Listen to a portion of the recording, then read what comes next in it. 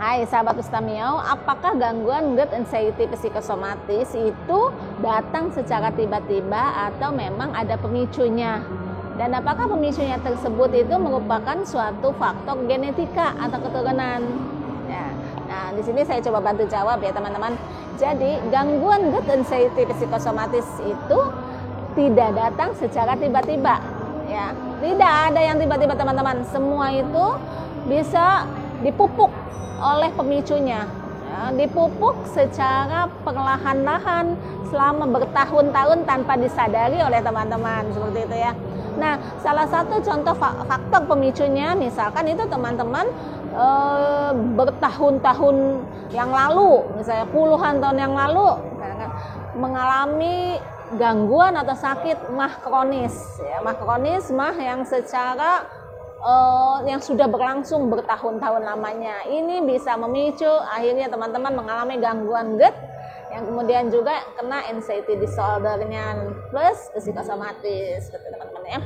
Pemicu lainnya itu juga bisa disebabkan teman-teman memiliki stres yang berkepanjangan ya.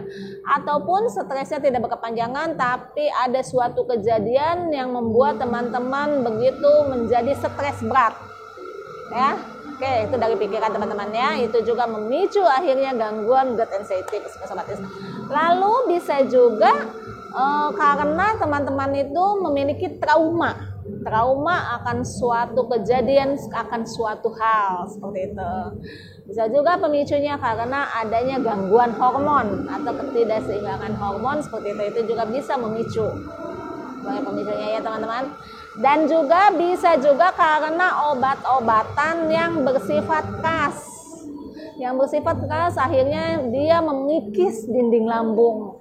Ini kemudian bisa memicu teman-teman akhirnya mengalami gangguan GERD plus anxiety disorder psikosomatis itu ya. Dan juga mungkin pemicu-pemicu lainnya ya. Oke. Lalu apakah salah satu pemicunya itu karena faktor genetika atau keturunan? Jadi tidak ada secara jurnal atau secara penelitian yang menyebutkan bahwasannya gangguan GERD anxiety psikosomatis ini karena genetika atau keturunan ya. Tidak teman-teman ya. Tetapi gitu kan, ini bisa terjadi karena teman-teman misalkan nih memiliki sifat atau karakter yang sama seperti orang tua gitu ya.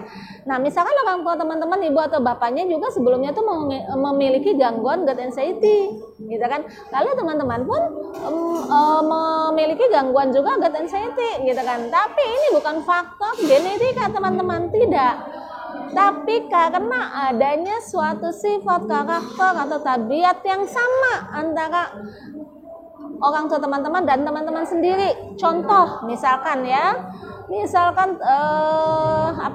terlalu pemalu atau misalkan penakut gitu kan. Atau misalkan teman-teman dan orang tuanya itu sama-sama memiliki sifat yang temperamen atau emosional seperti itu. Ini juga bisa memicu teman-teman ya. Kemudian juga yang lingkungan orang tua teman-teman dan lingkungan orang tua, lingkungan keluarga teman-teman itu berada di dalam satu lingkungan yang sama gitu kan. Lingkungan yang bisa memicu stres, tingkat stres gitu kan, yang akhirnya bisa menyebabkan adanya kerapuhan psikologi di lingkungan keluarga teman-teman gitu, seperti itu ya.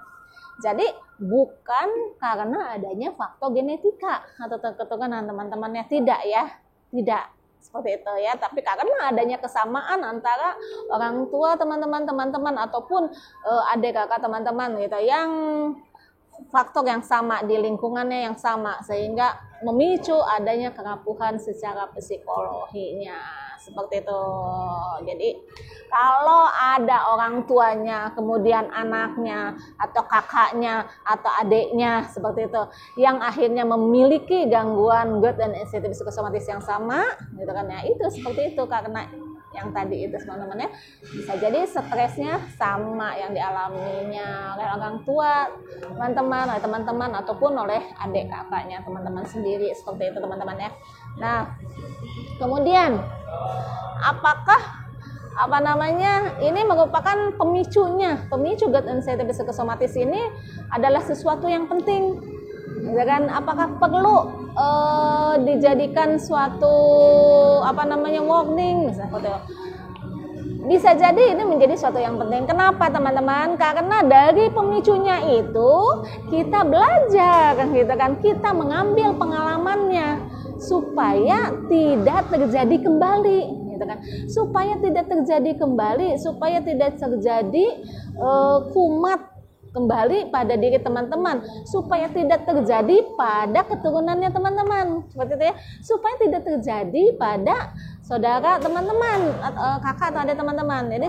Jadi teman-teman yang sudah mengalami gangguan ini bisa memberitahukannya, bisa mengajarkannya kepada mereka, pada keturunan teman-teman, kepada adik atau kakak, seperti itu ya. Nah, jadi ini pemicu ini juga bisa dibilang teman-teman itu harus tahu ya, harus tahu, karena yang tahu apa itu yang menjadi pemicu teman-teman mengalami gangguan gut anxiety itu cuma diri teman-teman sendiri yang tahu, gitu. Dokter tidak tahu, psikologi tidak tahu, psikiater pun tidak tahu, gitu loh. Teman-teman yang harus menyadarinya itu pemicunya karena apa, pemicunya tuh di mana, pemicunya tuh kapan, seperti itu ya. Nah, kalau saat ini teman-teman masih ada yang bingung, kok saya nggak ngerasa ya ada pemicunya, saya nggak pernah mengalami, saya nggak ada mah kronis, gitu kan, saya ngerasa saya nggak stres kok, gitu kan, saya merasanya saya baik-baik aja. Itu kan perasaannya teman-teman.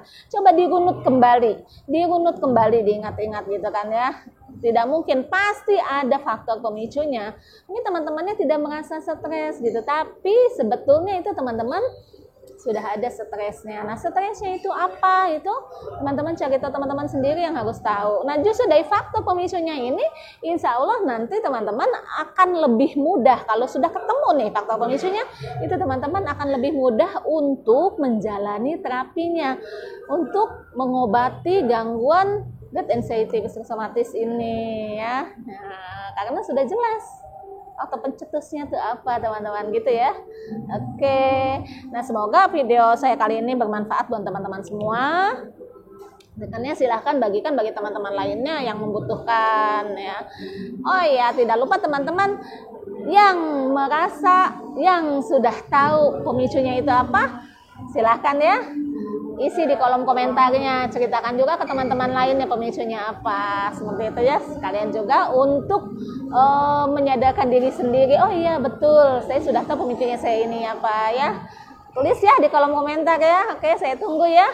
Oke, assalamualaikum warahmatullahi wabarakatuh.